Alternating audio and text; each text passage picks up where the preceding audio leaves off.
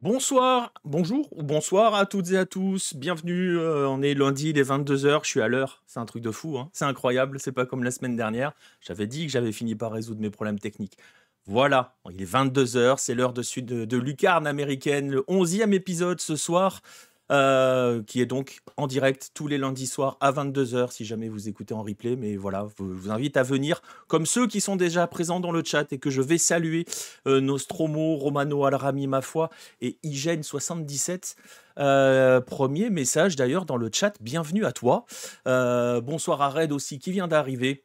Le principe, je le rappelle, bonsoir au peuple de Lucarne opposé, j'aime bien. Alors, vous avez le choix entre les Lucarnos et les peuples de Lucarne opposé. Voilà, on peut faire. J'aime bien les deux. Bref, bonsoir à Tupi, à Pedro Viseu aussi qui sont là.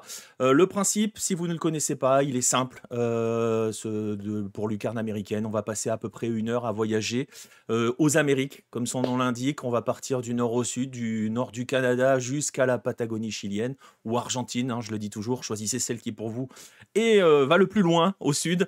Bref, on va passer donc 1 heure à voyager entre différents pays. On va pas faire tous les pays parce que sinon ça prendrait, vous imaginez bien, plus d'1 heure. Mais on essaye de voyager un petit peu, de changer de pays aussi chaque semaine, de ne pas faire tout le temps que les mêmes pays. Et on organise l'émission en 2 temps à peu près. Ce soir, il y en aura 3 même à nouveau. 3 temps, d'abord les news, où on va se concentrer sur 2, 3 nouvelles importantes qu'il faut retenir de la dernière semaine. Ensuite, un dossier. Ce soir, le dossier va parler d'économie en Amérique du Sud. Et on va rester sur l'Amérique du Sud. Je vais en profiter pour parler un petit peu pas forcément de modèles économiques parce qu'ils sont divers et variés, pardon. On va surtout de cette pression économique et de la position économique de la plupart des pays d'Amérique du Sud, notamment vis-à-vis de ce qui se passe chez nous. Et sera aussi un moyen d'expliquer pourquoi, à la fameuse question que l'on me pose très souvent, ça vaut quoi ce championnat par rapport à la Ligue 1 ou par rapport à l'Europe? Vous comprendrez, vous aurez des éléments qui permettent d'étayer le fait qu'à chaque fois je réponds on ne peut pas comparer. On va en parler, on en parlera dans le dossier. Et dans le 3e temps, il y aura les Golasso Hello qui font leur retour parce qu'on a quand même plusieurs championnats qui ont repris, que ça soit des championnats d'État au Brésil, le championnat d'Argentine, le Mexique joue, la Colombie a repris aussi. Donc ça reprend, on reprend le rythme petit à petit. Donc les Golasso Hello seront de retour. De l'Arctique à l'Antarctique, exactement. Merci Red, c'est vrai, tu as raison. Est-ce qu'on va revoir les buts de Boca Argentinos? Écoute, dans l'after, hein, on fera un after et on se fera une compilation de tout ce qui s'est passé pendant ce match la nuit dernière. On s'est régalé. Bonsoir à Hill Taser aussi. Bienvenue à toi. On va donc pouvoir y aller si vous êtes confortablement installé. Vous avez le programme. On est parti pour environ 1 heure, je le disais. Et on va démarrer donc forcément par les news de la semaine.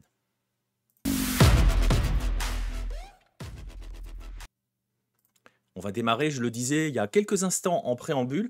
Ça reprend un petit peu partout en Amérique du Sud et ça a repris notamment en Colombie. Et une fois encore, malheureusement, on pourrait parler de football, parce que vous verrez peut-être que dans les Golasso Hello, il y aura un petit peu de Colombie, mais malheureusement, une fois encore, la principale information de la semaine, elle s'est pas forcément passée sur le rectangle vert, mais en dehors, on va une fois de plus parler d'un scandale ou un petit peu de choses qui font vraiment honte pour le coup. Je le disais, le championnat a repris. J'espère que vous avez lu le guide concocté par Pierre sur Lucarne opposé. Sinon, je vous invite à le relire. Mais voilà, et quelques jours, tout semblait bien, hein. Franchement, tout semblait pas trop mal pour bien partir. Et quelques jours avant la reprise de la saison, la Di Mayor avait posté un très très beau clip justement pour montrer ce que c'était que le football en Colombie en termes de passion dans les tribunes. Sauf que première journée de championnat ce week-end, Millonarios se déplaçait à Santa Marta pour affronter l'Union Magdalena et il s'est passé ceci. Le bus, vous le voyez peut-être sur les images, le bus des joueurs de Millonarios a été sauvagement attaqué. C'est la première horreur de l'année vécue au pays, pardon. Le bus a été attaqué bien avant d'entrer dans le stade. Je n'ai pas trop exactement l'emplacement où il a été attaqué. Bref, tout ça pour dire que les photos sont assez impressionnantes. Vous voyez peut-être un petit peu la vitre cassée. Je peux vous montrer aussi le type de projectiles qu'ils ont reçu dans le bus. Ça vous donne une idée de la taille des trucs qui se sont pris sur la tête. Donc voilà, on avait eu l'année dernière les affrontements entre les Barras qui avaient mis qui avait menacé, qui avait même arrêté certains matchs. On se souvient du fameux Atlético Nacional contre Junior. Là, c'est carrément le bus qui est pris à partie par on ne sait pas qui, hein, des supporters. Il y a eu donc cela et il y a eu des conséquences puisqu'il y a eu des blessés au sein de Millonarios, à commencer par le gardien remplaçant Ivan Arboleda qui a été ensuite évacué et emmené à l'hôpital. Jader Valencia qui est aussi remplaçant a été touché et un membre de la délégation, Oscar Cortés. Trois personnes du club qui ont été blessées à la suite de ces jets, de cette agression, hein, tout simplement. Les premiers éléments que l'on a depuis, histoire de se rassurer un petit peu, c'est que ça va, ils ne sont pas dans un... Enfin, voilà, leur état de santé n'est pas grave, ils sont blessés, ça c'est clair. Il y a des examens qui ont été menés parce qu'il y a aussi des bris de verre, hein, qui ont volé un petit peu par rapport à des bouts de verre qu'ils auraient pu prendre dans les yeux, etc. etc. Ivan Arboleda, que vous voyez allongé ici, a été coupé à plusieurs endroits, hein, sur son corps, concrètement, mais apparemment ça va. Pas de blessure grave, on va dire, hein. Apparemment, ça va. Je ne sais pas si on peut dire ça va, mais pas de blessure grave.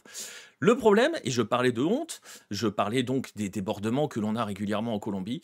Le problème, c'est ce qu'il va se passer, ce qu'il s'est passé après. Alors, évidemment, ouais, scandaleux, le mot est faible, on est d'accord. Évidemment, Millonarios a publié un communiqué, justement, dans lequel ils expliquent, hein, qu'ils sont les blessés, les touchés. Ils parlent d'Arboleda, ils parlent d'Oscar Cortés et de Jader Valencia. Ils parlent de tout cela, ils expliquent à quel point, voilà, c'est absolument scandaleux. La Dimayor, quant à elle, a également publié un communiqué officiel dans lequel elle a annoncé que que le match ne se jouerait pas, hein, forcément, on a envie de dire, mais vous allez voir pourquoi je précise, je mets un petit point sur le forcément. Donc la Dimayor a publié très rapidement un communiqué pour expliquer que le match ne serait pas joué, mais justement, si je parle de honte aussi, c'est par rapport à la réaction d'Union Magdalena, le club qui accueillait, et de ses dirigeants. Union Magdalena a publié 2 tweets à la suite de ces débordements que vous voyez ici. Si vous êtes sur YouTube, si vous écoutez le podcast, ne vous inquiétez pas, je vais vous dire ce qu'il y a dedans concrètement. Dans le premier tweet, elle se décharge totalement de toute responsabilité en expliquant, et c'est un peu le départ, hein, de ce tweet, que l'incident a eu lieu très très loin du stade, hein, donc en gros très très loin de leur lieu, de leur juridiction presque, j'ai envie de dire. Donc c'est arrivé très très loin et que pendant ce temps-là, les supporters et les dirigeants du club, eux, ils étaient tranquillement au Sierra Nevada, qui est le nom du stade, en train d'attendre le match. Et donc voilà, c'est un petit peu terrible. Ils expliquent aussi que l'institution, donc le club, garantit que le spectacle aura lieu avec toutes les mesures de sécurité et que donc ils rejettent ces actes-là, mais ils remettent une couche derrière pour expliquer que ça a eu lieu loin de leur stade. Vous devinez tout de suite pourquoi. Vous vous souvenez peut-être des histoires de River Boca, de la finale de Libertadores en 2018, avec cette notion de savoir à partir de quel moment on entre dans le périmètre du stade et donc on envoie des responsabilités. C'est-à-dire, si c'est dans le périmètre du stade, la responsabilité, elle est pour l'organisateur, pour le club qui reçoit. C'était tout l'élément, hein, de River Boca, par exemple. Donc voilà, là, vous voyez les 2 tweets qui ont été publiés. Vous notez un point de détail qui est quand même assez important, c'est qu'il n'y a absolument rien concernant les joueurs blessés, aucune notion de solidarité, d'empathie, de quoi que ce soit, rien. 2 tweets, juste pour dire, c'est pas notre faute. Voilà, nous on attendait Pénard au stade, ce qui s'est passé, c'est pas nous. Voilà. Et c'est pas notre responsabilité. Bref, ce qui est encore plus terrible dans l'histoire, c'est que selon un média colombien qui s'appelle Football Red, le président d'Union Magdalena, Alberto Garzón, a tenté de faire pression sur son collègue Enrique Camacho et d'autres dirigeants de Millonarios pour que le match ait lieu comme prévu. Voilà. Donc tout cela, c'est toujours la même histoire. Vous voyez à quel point on est un petit peu dans la honte. Bonsoir à Pierre, la Colombie est injouable dans la catégorie je ne sais pas vendre mon championnat et je fais n'importe quoi.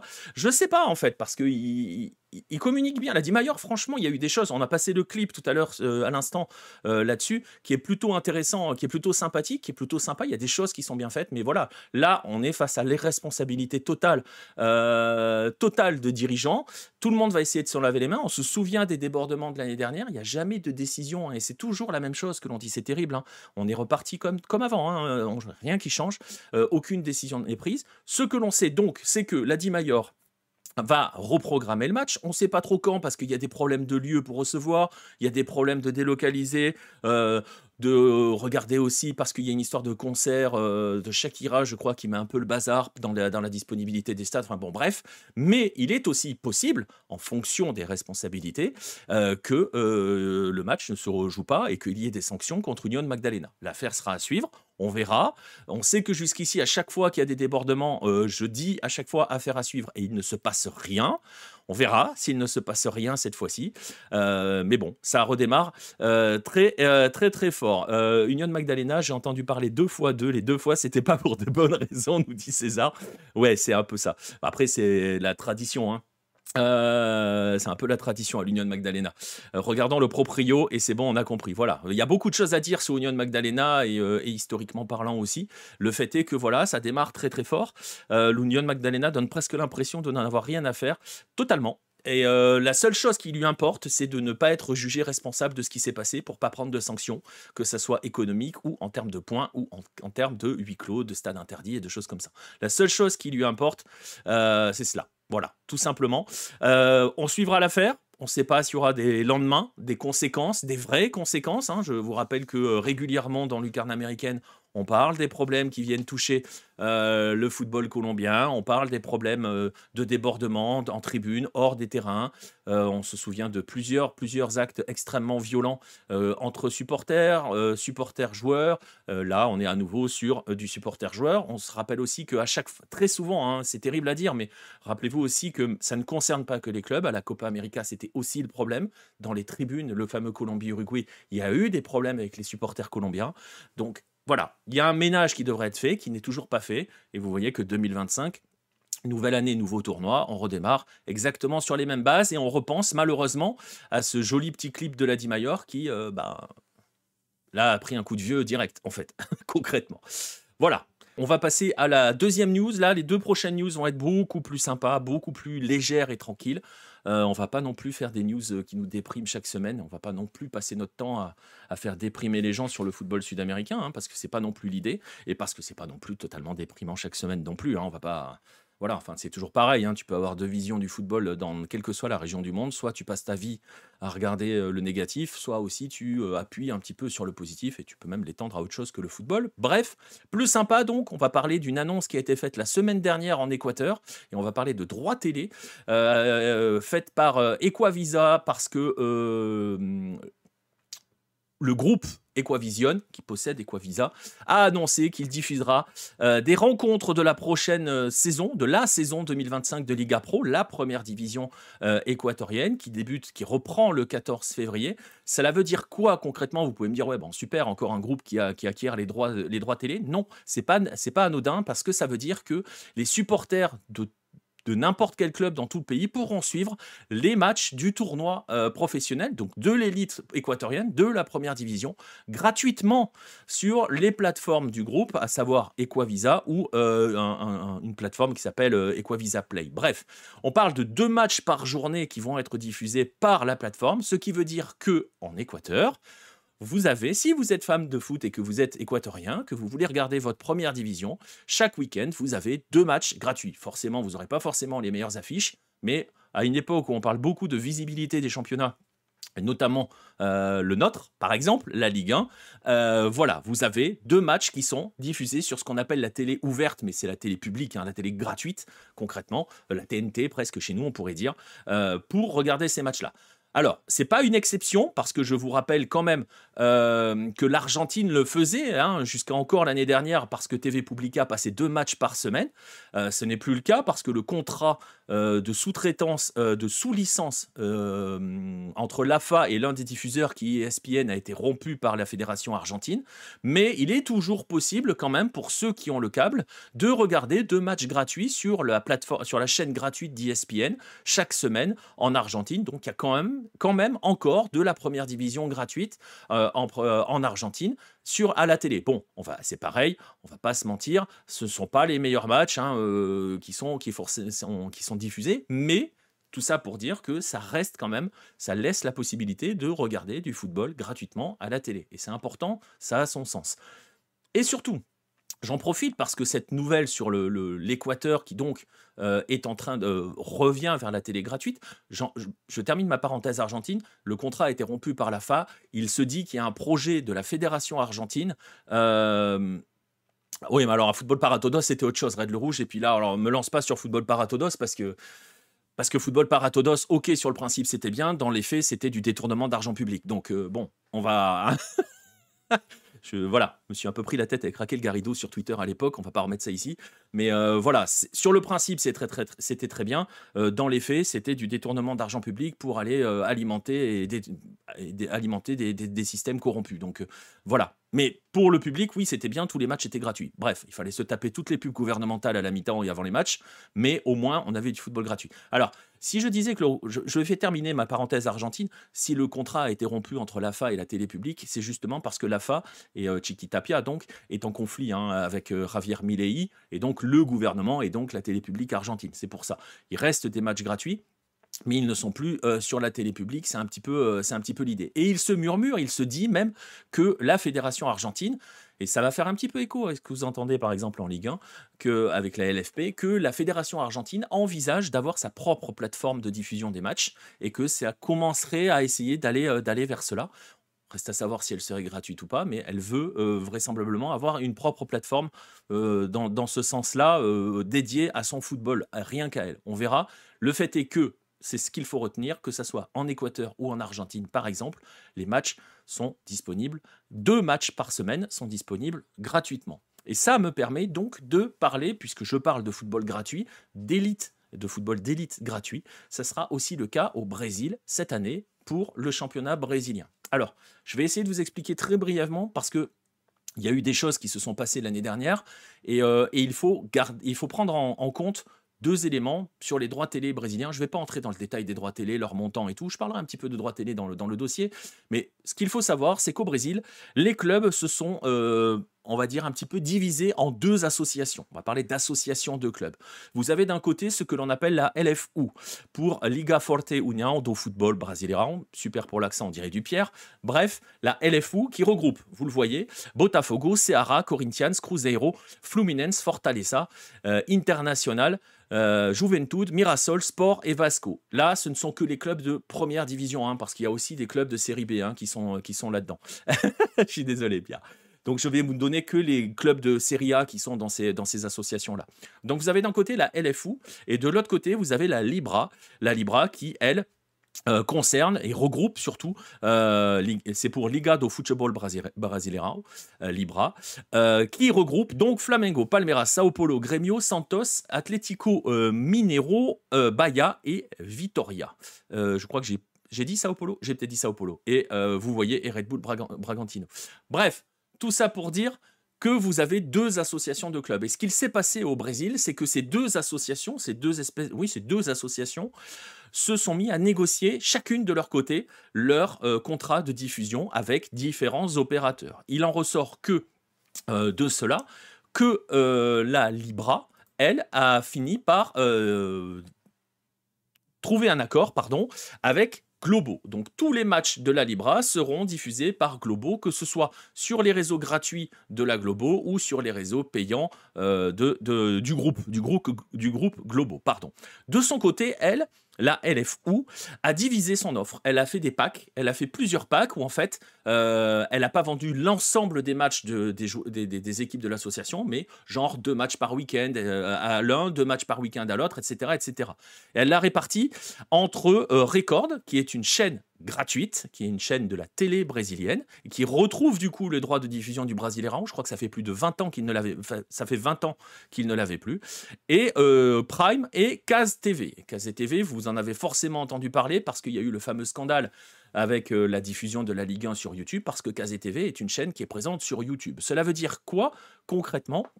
Que les clubs de la LFU vont être en grande partie visibles de manière gratuite. Alors on ne sait pas trop comment ça va fonctionner à l'international, comment ça va répartir. Je rappelle que si vous êtes en France et que vous voulez suivre le championnat brésilien, il n'y a qu'une solution pour l'instant, c'est un VPN plus Fanatiz. Est-ce que ça fonctionnera avec un VPN pour regarder Caz TV, Record, etc. Probablement.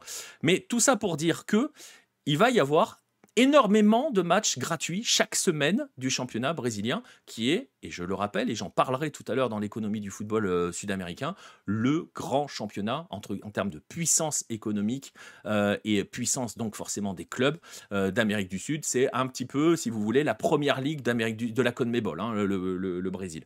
Donc concrètement, il y aura plein de matchs gratuits.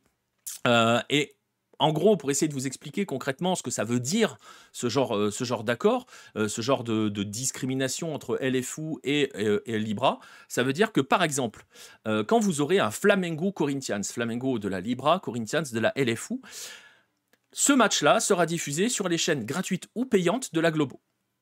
Par contre, le retour, Corinthians-Flamengo, donc le club de la LFU qui accueille celui de la Libra, lui, sera soit sur Record, soit sur Amazon, parce qu'il y a Amazon aussi qui a récupéré des droits avec Prime, soit sur YouTube avec Kazé TV.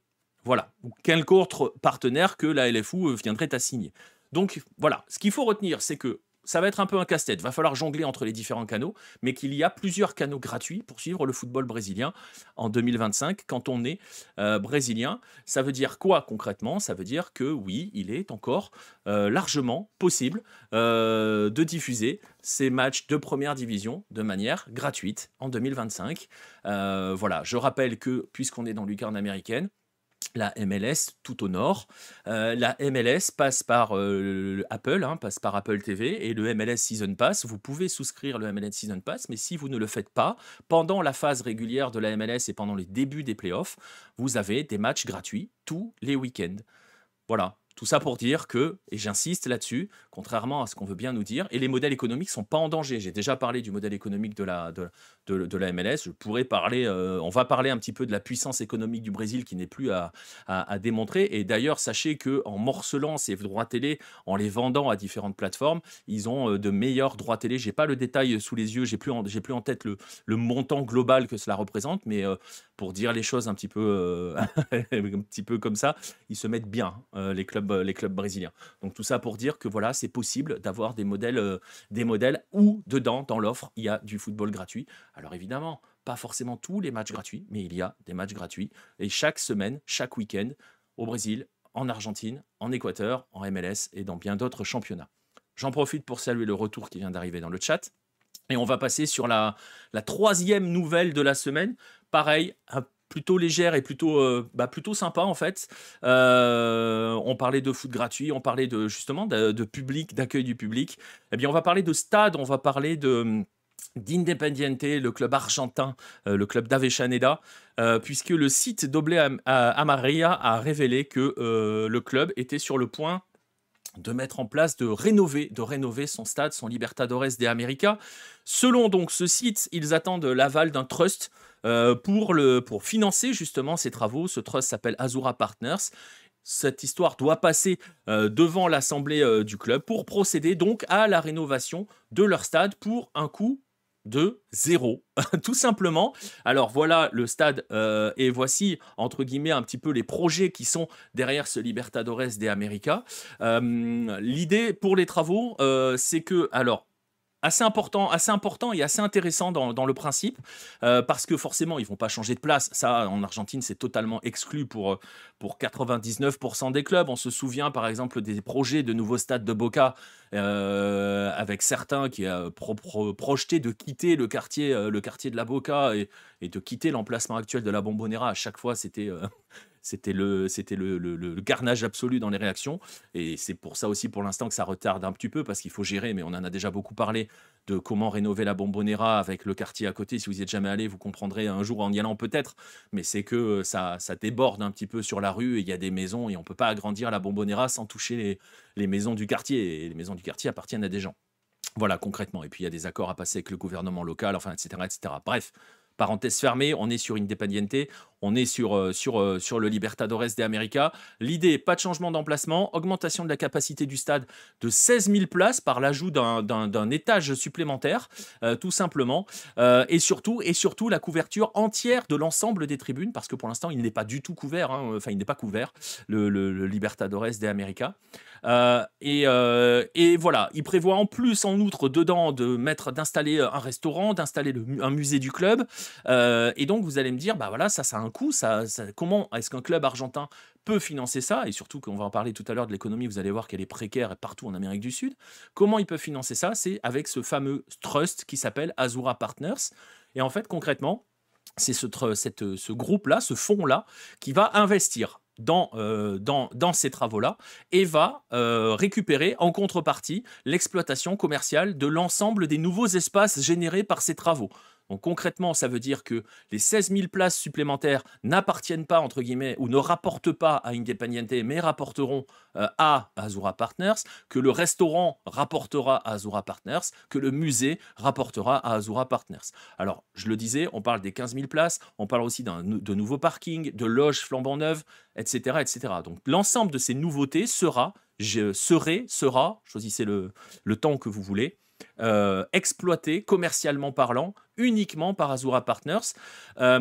C'est cela qui doit être validé. Normalement, l'exploitation est à 100% pendant 10 ans. Ça, c'est ce que nous explique Doblé Maria. Et dans les projets, ensuite, il y aura pendant 10 ans, le club ne gagne... Je vais revenir sur ton message, Red Rouge. Je termine ma chose. Pendant 10 ans, l'exploitation de ces nouvelles extensions, on va dire, on va les appeler ces nouvelles extensions, est entièrement pour Azura Partners. Et ensuite, la question, c'est de savoir, il y a deux options, soit 50% pour l'un et pour l'autre pendant 5 ans, soit on repart sur une autre décennie avec 30% seulement pour Azura Partners. Le club ne gagnera rien, oui et non. Le club ne gagnera rien sur les nouveautés. Donc oui, effectivement, il y a de l'argent à perdre avec les loges rénovées. Si c'est concerne la rénovation des loges, voilà, c'est de l'argent qui part. Les 16 000 places, c'est de l'argent qui part. Le restaurant, le musée, mais le club garde son stade et garde la billetterie sur les autres places du stade. Voilà. Bon, c'est des espèces de compromis, et c'est aussi des compromis que tu es obligé de faire quand tu n'as pas le choix, concrètement, hein, quand tu n'as absolument pas d'autre choix pour essayer de moderniser tes stades. Ce que l'on sait, ce que Doblé Maria nous explique aussi, c'est que les travaux commenceraient cette année, commenceraient en mars-avril, si l'Assemblée valide le projet, et s'étendraient sur une période de 18 mois. Ils seraient menés par la même entreprise, BMA et Studio, qui s'est occupé de la transformation complète et de la rénovation complète du Monumental.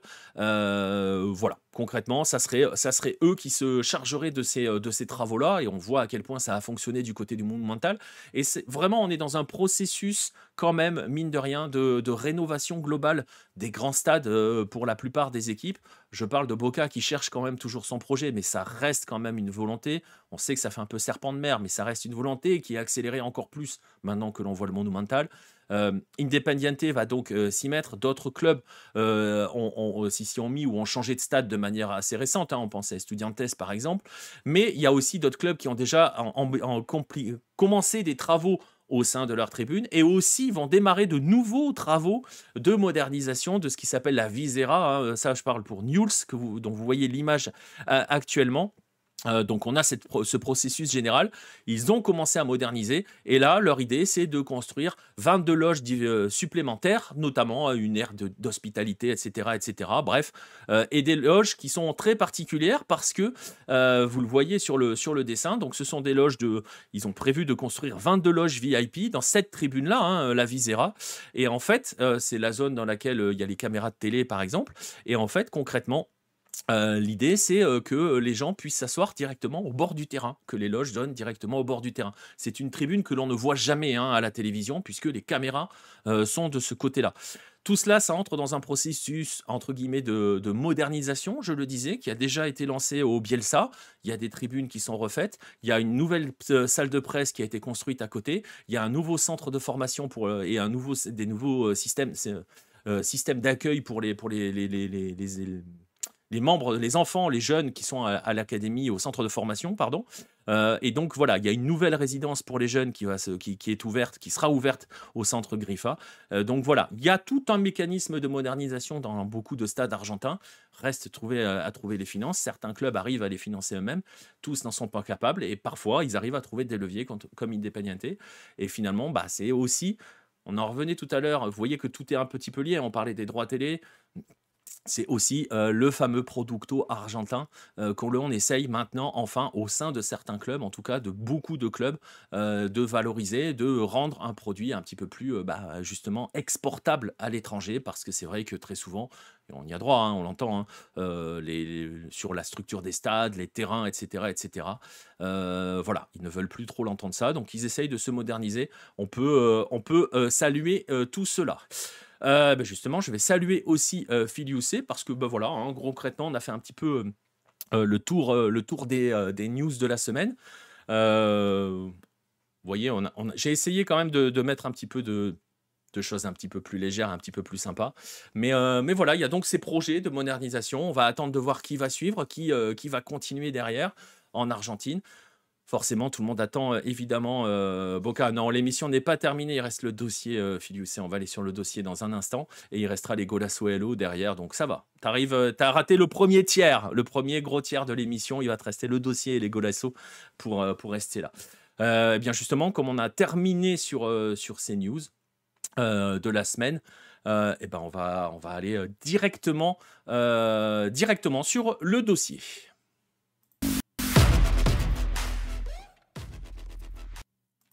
Je le disais, le dossier va s'intéresser à la notion d'économie en Amérique du Sud, d'économie du football en Amérique du Sud. Je vais essayer de pas trop vous noyer dans les chiffres, mais il va y avoir forcément quelques chiffres que je vais donner. J'ai essayé de synthétiser, je ne vais pas y aller pays par pays, sinon c'est interminable. Et justement, là, pour le coup, je vais véritablement vous noyer dans les chiffres. Donc, ce n'est pas l'idée. On va parler de tout cela. Et pourquoi on va parler de tout cela? Parce que c'est vrai que très souvent, que ça soit dans les lives de Lucarno Posé, que ça soit sur les réseaux sociaux, que ça soit parfois même par mail, on me demande, ou on nous demande, hein, à tous ceux qui sont à Hello, de comparer nos championnats, de dire ça vaut quoi ça vaut quoi, par exemple, le championnat d'Argentine par rapport à la Ligue 1 et tout. Et à chaque fois, cette réponse terrible, c'est je suis désolé, on ne peut pas comparer, je ne sais pas. Et pourquoi? Parmi les éléments, il y a plein d'éléments, et il y a un élément forcément économique, et c'est pour cela que je veux insister un petit peu là-dessus. Et justement, je vais commencer par poser quelques points qui, justement, vont vous permettre de poser des repères et permettre surtout d'expliquer déjà, en quelques mots, pourquoi il n'est pas possible de comparer les championnats sud-américains avec tout ce que vous connaissez, tout ce que nous connaissons en Europe. Et je le disais, je ne vais pas vous assommer de chiffres, mais je vais vous en donner quelques-uns quand même qui sont importants pour que vous compreniez et que vous mesuriez la chose. Et on va s'intéresser, donc je le disais, juste aux aspects économiques.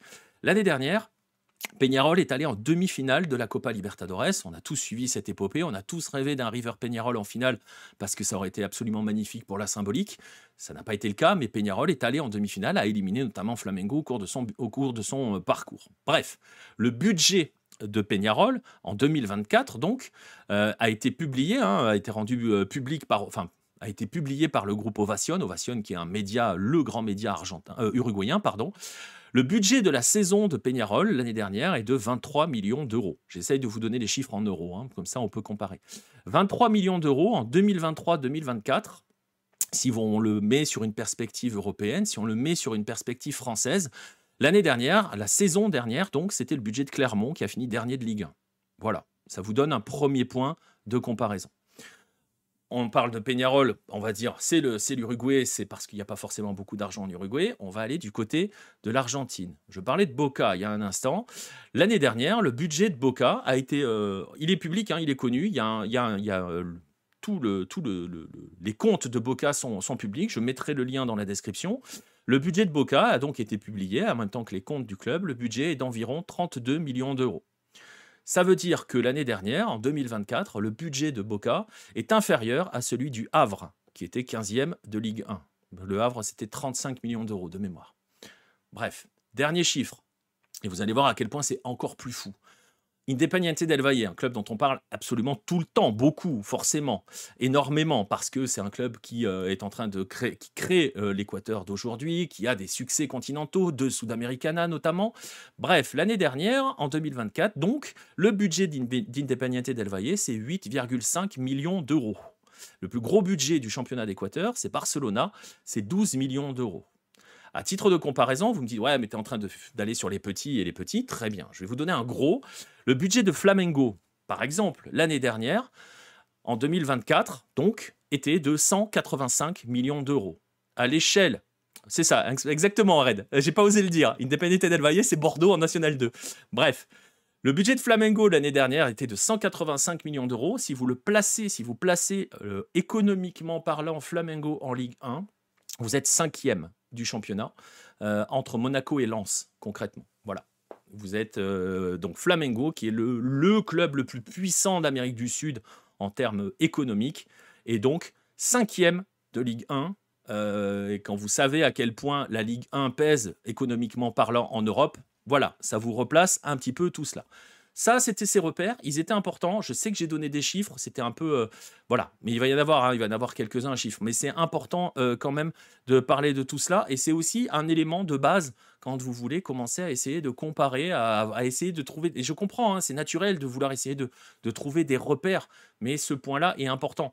Ajouter à cela, avec n'importe quelle grande ligue européenne, hein, ça c'est normal qu'on puisse comparer, mais ajouter à cela les contraintes géographiques dont on parle parfois. Quand vous jouez la Libertadores, vous pouvez très bien aller vous retrouver en milieu de semaine, aller jouer à La Paz ou aller jouer maintenant à El Alto, à 4000 mètres d'altitude, en plein milieu de la semaine, les contraintes logistiques donc que cela impose en termes de déplacement. On ne voyage pas en première classe en Amérique du Sud, on voyage en charter. Parfois, on voyage en bus parce qu'on n'a pas le droit d'entrer dans le pays, on n'a pas le droit de survoler le pays. C'est des choses comme ça. Les équipements, parler des stades il y a un instant. Donc voilà, vous voyez, tout cela, c'est quand même assez compliqué. Mais nous, on va rester focalisé sur l'aspect économique. Vous voyez que les budgets sont quand même faméliques. Et tu le salues à toi, Florenzi, mais 185 millions, la dinguerie. Et on parle du plus gros club en termes économiques d'Amérique du Sud. Hein. On est loin devant tout le monde. Et vous voyez donc, économiquement parlant, tout cela est très précaire. Alors, justement, économiquement parlant, comment ça fonctionne? Comment est-ce qu'un club en Amérique du Sud, quels sont les leviers pour qu'un club génère de l'argent en Amérique du Sud? Et vous allez voir pourquoi cette économie-là est extrêmement précaire et surtout dépendante. Grossièrement, un club de foot, c'est un petit peu partout comme ça dans le monde, hein, vous allez me dire. En Amérique du Sud, il a quand même des petites spécificités. Il a 5 principales sources de revenus. Ses performances sportives, ses sociaux et sa billetterie, on va les mettre ensemble. Il n'y a pas de notion de sociaux, par exemple, chez nous.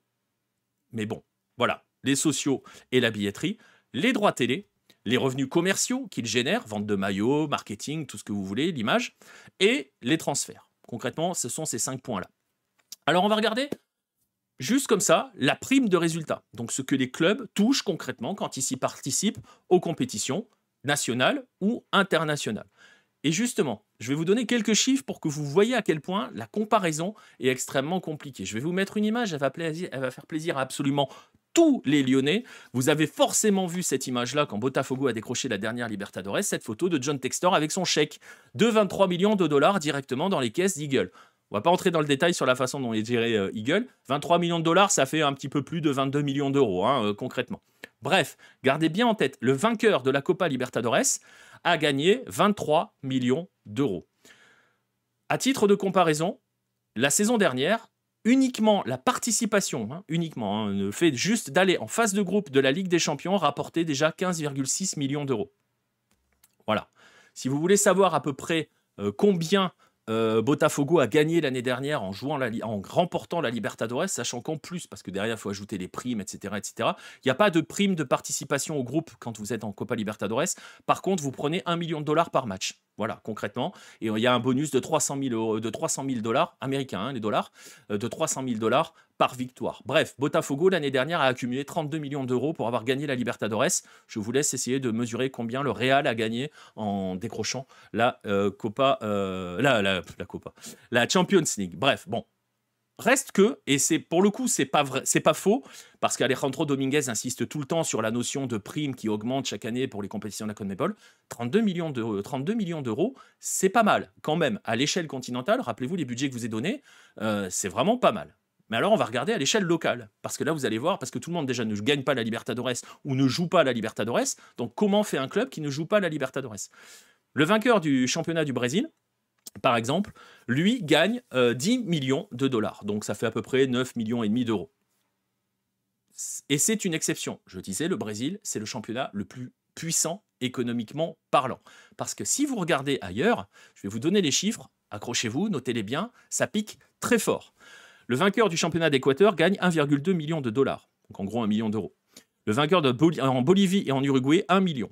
En Colombie, 750 000 dollars. On parle de dollars américains.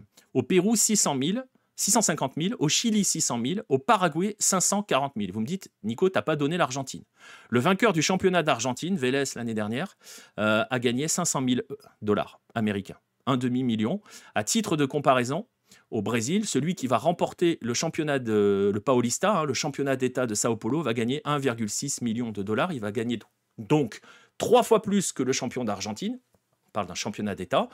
Et si vous voulez d'autres comparaisons comme cela, le vainqueur de la Kings League de Gérard Piqué gagne 1 million de dollars. Voilà, donc le champion d'Argentine gagne la moitié, tout simplement.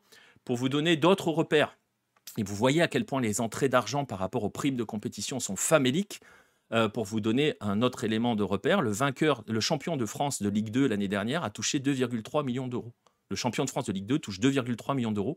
Celui de Ligue 1, non, c'est cette année, pardon, peut espérer 22 millions d'euros. Comparé, et vous avez comme ça. Et vous voyez aussi, par exemple, que le champion de Ligue 2 touche plus que 9 des 10 championnats sud-américains et au moins 2 fois plus que les 10 autres championnats sud-américains. Donc vous comprenez que déjà, quand vous participez à une compétition continentale, vous allez forcément la prioriser parce qu'elle va vous rapporter largement plus que la participation à votre championnat. Vous commencez maintenant à mesurer pourquoi certains clubs argentins, dès que la phase de groupe de Libertadores démarre, ils se focalisent plus sur les matchs de phase de groupe que sur les matchs de championnat, parce qu'une victoire, un match de groupe de la Libertadores, c'est 1 million de dollars, c'est 2 fois plus que s'ils sont champions d'Argentine.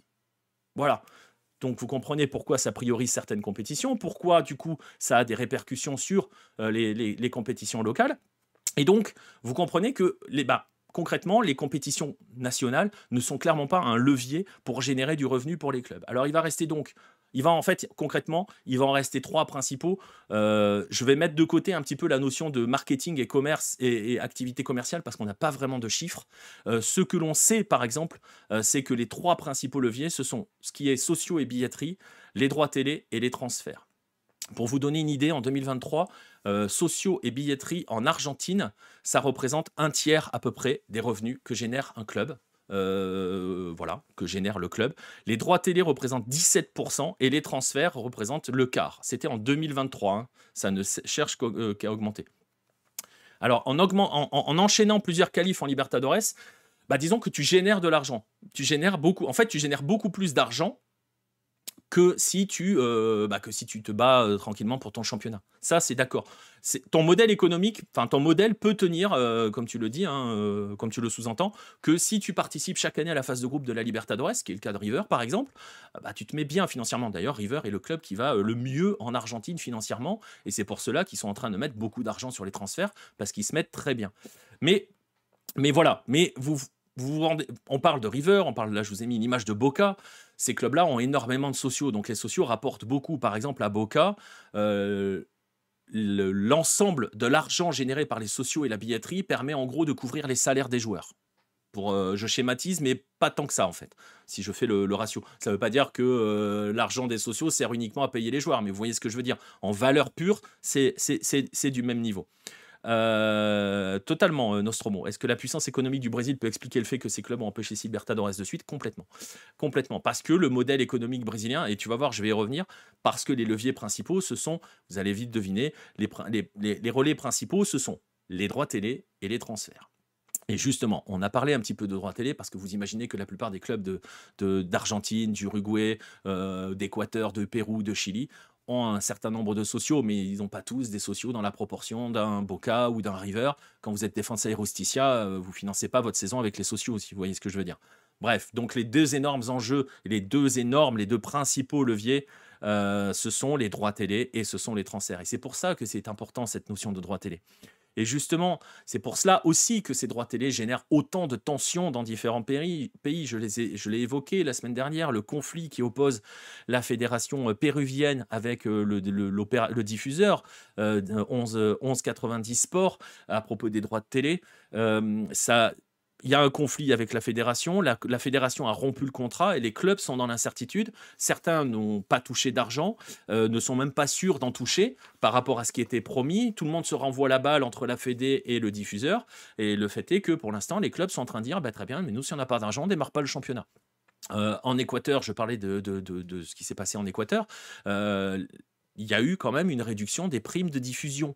Le championnat, lui aussi, a changé d'opérateur. Il est passé de Gold TV à un autre opérateur qui s'appelle Xstream et les chiffres ont baissé. Et voilà. Et donc, les droits télé deviennent un enjeu absolument essentiel, véritablement essentiel, mais vous allez voir quand même qu'ils sont assez minimes. Alors, Filiussé, tu nous le dis, les droits télé brésiliens, le deal 2022-2024 est immense, effectivement. En gros, pour le Brasileirão, l'année dernière, jusqu'à la renégociation, hein, ce dont j'aurais expliqué dans les news de la semaine, avec chacun qui va de son côté et qui a permis de générer un plus gros pactole, concrètement, les droits télé au Brésil, ça représentait à peu près 350 millions de dollars pour le Brasileirão l'année dernière. Maintenant, je vais vous le comparer avec d'autres pays, et c'est pour cela, et ça va permettre de rebondir sur ce que t'expliquais, Nostromo, sur est-ce que la puissance économique du Brésil explique le fait qu'ils ont empoché Libertadores. Oui, parce qu'elle est folle. 350 millions de dollars de droits télé juste pour le championnat du Brésil, hein, juste pour le championnat du Brésil. À comparaison, l'année dernière, en Argentine, les droits télé pour le championnat, c'était 40 millions d'euros. Le président de Talleres, Andrés Fassi, c'est pas forcément l'homme le plus adorable du monde, puisqu'il pousse vers les SAD, puisqu'on en a déjà parlé, hein, très proche de Milei et tout, donc dès qu'il peut taper sur la faille, il se gêne pas. Mais il a raison sur un point, c'est que les clubs de l'élite argentine, je rappelle ils étaient 28 l'année dernière, ils sont 30 cette année, ont touché à peu près 2 millions de dollars de droits télé l'année dernière. Et ça, on le retrouve dans les comptes de Boca. Si je vous mettrai le lien, quand vous cliquerez sur le lien, vous verrez les droits télé, ils sont à 2 millions de dollars à peu près, 2 milliards de pesos. C'est absolument terrible, c'est rien. Les droits télé en Argentine, c'est une paille, c'est rien du tout. Donc un club ne peut pas s'appuyer sur les droits télé. Et dans de nombreux championnats, les clubs sont égorgés à cause des droits télé parce qu'ils ne peuvent juste rien faire. Et donc, vous comprenez que les gros clubs ont un petit peu les sociaux pour justement, généralement, essayer de pouvoir survivre.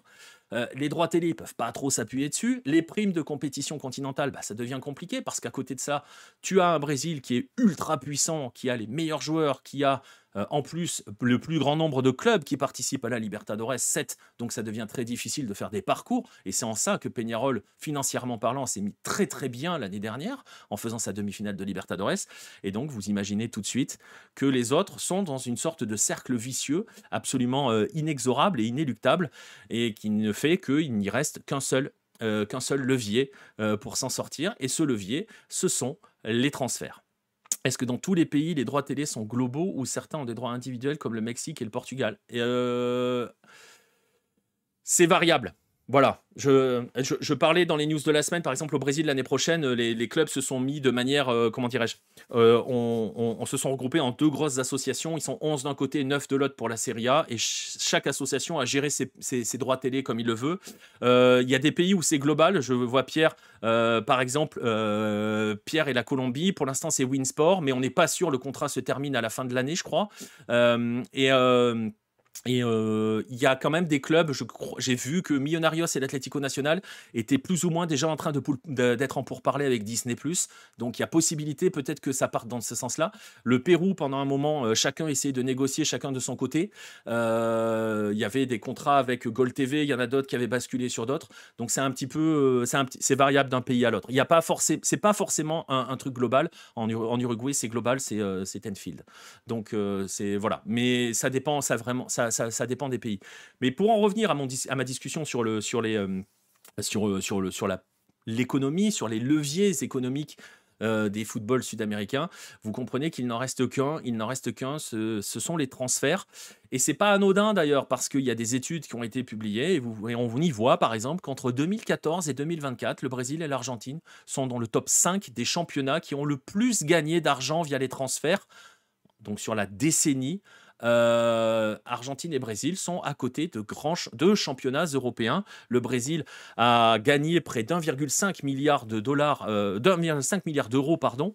L'Argentine 1,3. Et tout le système, donc, en particulier pour les Argentins, les Brésiliens, en fait, ils arrivent à cumuler tous les avantages, hein, parce qu'ils sont d'énormes droits télé, ils transfèrent beaucoup.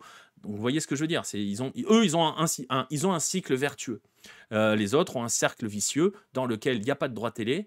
Les sociaux, c'est une part qui compte pour le tiers, mais qui n'est pas forcément extraordinaire. La commercialisation, il n'y en a pas vraiment, c'est difficile le marketing. Les droits télé, vous voyez, ils sont faméliques. Donc, il ne reste véritablement que les transferts. Et on va revenir, On va revenir sur un exemple, sur Independiente del Valle, je le disais, qui a été champion et qui est vraiment un modèle et qui en plus, lui, s'est tourné vers la formation. Ils en avaient marre, hein, entre guillemets, de dépenser de l'argent pour acheter des joueurs. Ils avaient à une époque consacré le tiers de leur budget dans leur centre de formation. Et ils sont gagnants pour le coup, parce qu'en 10 ans, si on prend les chiffres de Transfermarkt, si on cumule les transferts qui sont juste donnés sur Transfermarkt, il en manque probablement, en 10 ans, Independiente del Valle a gagné près de 112 millions d'euros. 112 millions d'euros, rappelez-vous le budget cette année, l'année dernière d'Independiente del Valle, c'était 9,5 millions d'euros. 8,5 millions d'euros, c'est quoi 10 ans de fonctionnement? Alors, on est d'accord que c'est pas, ça marche pas comme ça, hein, on ne transvase pas directement les transferts dans le budget, mais ça vous donne une idée. Et dans ces 112 millions d'euros, on n'inclut pas le transfert de ces deux garçons que vous avez à l'image, que sont Kendry Páez et Justin Lerma. Il y en a pour environ 15-16 millions d'euros à eux deux. En d'autres termes, je le disais, ces entrées d'argent en termes de transfert, ça permet au club de générer l'équivalent de 10 ans de budget. C'est pour cela que le club a réussi à construire son propre stade avec ses fonds. C'est pour cela qu'il rénove ces choses-là. Et il ne s'en sert pas pour recruter de nouveaux joueurs. Un petit peu, mais pas forcément là-dessus. Mais vous voyez à quel point tout est fragile. Parce que, comme le dit Pierre, ils ne peuvent plus retenir leurs meilleurs joueurs, comme le Diablito, comme Mastantuono, qui va partir. Ils sont obligés de signer ces joueurs-là, mais ils sont obligés de les produire. Et donc, on est lié à ça. Et il y a donc cette espèce de servitude par rapport aux puissants qui vont pouvoir leur donner de l'argent pour continuer à former des jeunes de demain. Et vous comprenez donc que dans ce football-là, dans ce football mondialisé, c'est pas un problème, la mondialisation du football. Le problème, c'est sa non-régulation. Et donc, vous comprenez qu'il est impossible pour la majorité des championnats sud-américains, tout simplement, de sortir de ce cercle. Ils ne peuvent s'en sortir qu'en vendant des joueurs, qu'en formant des jeunes et qu'en les vendant le plus vite possible, au meilleur prix possible. Et ça permet donc aussi à ceux qui ont de l'argent de continuer de garder les autres sous leur férule, de continuer de les contrôler et de continuer d'asseoir leur puissance en maintenant les autres dans cette précarité. Parce que le jour où ces clubs-là, le jour où Independiente del Valle ne vend plus de joueurs, Independiente del Valle n'a plus rien, n'a plus d'entrée d'argent, pas suffisante en tout cas, pour survivre avec son budget, ou en tout cas va devoir faire des coupes budgétaires. Et donc voilà, vous comprenez qu'on est toujours un petit peu là-dessus. Vous ajoutez à cela le fait qu'il y ait des filiales qui se montent un petit peu partout, bon ça on va là-dessus, mais vous comprenez aussi et surtout, et c'est vraiment l'objectif et le but de ce dossier, de vous faire comprendre que quand vous voulez découvrir ces championnats-là, quand vous voulez découvrir ces clubs, quand vous voulez découvrir ces compétitions, eh bien il ne faut pas chercher à comparer parce que vous êtes en train de comparer des choses qui ne peuvent pas l'être, ne serait-ce que sur le plan économique, ne serait-ce que par la puissance de ces clubs-là. Vous êtes des clubs qui sont à la merci d'autres clubs bien plus puissants qui les contrôlent parce que c'est eux qui détiennent les cordons de la bourse et qui leur permettent de continuer à exister tout simplement. Donc, venez découvrir ces championnats-là, venez découvrir ces clubs-là. Vous allez découvrir forcément des petits jeunes, des jeunes pépites parce qu'ils sont obligés de les faire jouer plus tôt, mais vous allez aussi découvrir d'autres choses. Mais voilà, essayez donc de sortir de cette notion de vouloir comparer parce que c'est un petit peu l'objectif de ce dossier, je le disais à l'instant. Rien, mais alors absolument rien n'est comparable et certainement pas les aspects économiques. Voilà, on arrive au terme de ce Lucarne américaine. C'était le 11e épisode de l'émission, de ce Tour des Amériques. Je vous avais dit 1 heure, 1 heure et demie. On est entre les deux, on est pas mal. Quelques rendez-vous comme ça. Vous savez que le Sudamericano se joue en ce moment. Ça se joue tous les jours, tous les soirs. Tout le temps, on joue en permanence. Vous savez à quel point cette compétition est extrêmement, comment dirais-je, dure physiquement parlant. À ce moment, vous avez un Chili-Pérou et le Pérou mène 2-1 au moment où l'on parle à une demi-heure de la fin. Je vous rappelle que cette compétition est à suivre. On parlait de football gratuit, est à suivre gratuitement et légalement sur le YouTube de la CONMEBOL. Vous avez un Uruguay-Paraguay à minuit 30. Vous savez que les horaires, enfin vous savez peut-être pas, mais je vais vous donner les horaires, c'est tous les jours les Sudamericanos et c'est très simple. Il y a un match à 22h, un match à minuit 30, heure française, tous les jours. On fera peut-être d'autres lives à propos pour le Sudamericano, on fera un petit point, on verra quand on pourra. Ça va être compliqué sur la fin de semaine. Il y a un joli Équateur-Brésil vendredi, mais je suis pas sûr de pouvoir le faire. Et donc voilà, ça sera donc tous les jours à 22h ou à minuit les matchs pour le premier tour. En tout cas, petite précision, pas de Pas de retour de Dans la Lucarne vendredi, parce que je ne serai pas là, donc on essaiera de le faire la semaine suivante pour le programme, hein, le programme des matchs à regarder ce week-end. Ça aura un avantage, c'est que la semaine suivante, en plus, on aura un peu plus de championnats qui reprendront aussi, donc on aura un petit peu plus de choix dans les affiches. On essaiera de se faire une soirée Sudam dimanche prochain, parce que celle d'hier, j'ai la sensation qu'elle a, indépendamment du 0-0 entre Boca et Argentinos, la soirée d'hier était plutôt sympa et on était assez nombreux, donc c'était plutôt sympa. La semaine prochaine, ça joue en milieu de semaine en Argentine, je suis en train de regarder. Et ensuite, le dimanche à 23h, c'est encore Boca, ça sera Boca face à Huracan, ou alors Newell's Aldosivi. Je pense qu'on ira plus sur Boca Huracan et on aura du Sudamericano en parallèle, donc on pourra se faire plaisir. Voilà à peu près pour les rendez-vous. Merci à vous tous d'avoir été présents dans le chat. Toujours un plaisir d'échanger avec vous, toujours un plaisir de vous croiser dans les parages. N'hésitez pas hein, à nous suivre, mais j'imagine que pour la plupart d'entre vous, et peut-être pour les viewers de l'ombre, à nous suivre sur ces différents réseaux sociaux, sur les différents canaux de LOTV, que ce soit Twitch, Kick ou YouTube. Quand on est sur YouTube, c'est les lives sont sur YouTube. N'hésitez pas à aller voir le doc sur Garincha, sur la chaîne YouTube, si ce n'est pas fait, à le partager au max. Ça serait bien de lui donner la plus large visibilité possible. On se donne donc rendez-vous dimanche prochain sur LOTV pour un live sud-américain. Et sinon, dans la lucarne, épisode 12, sort ça lundi prochain, 22h, toujours au même endroit. Salut tout le monde.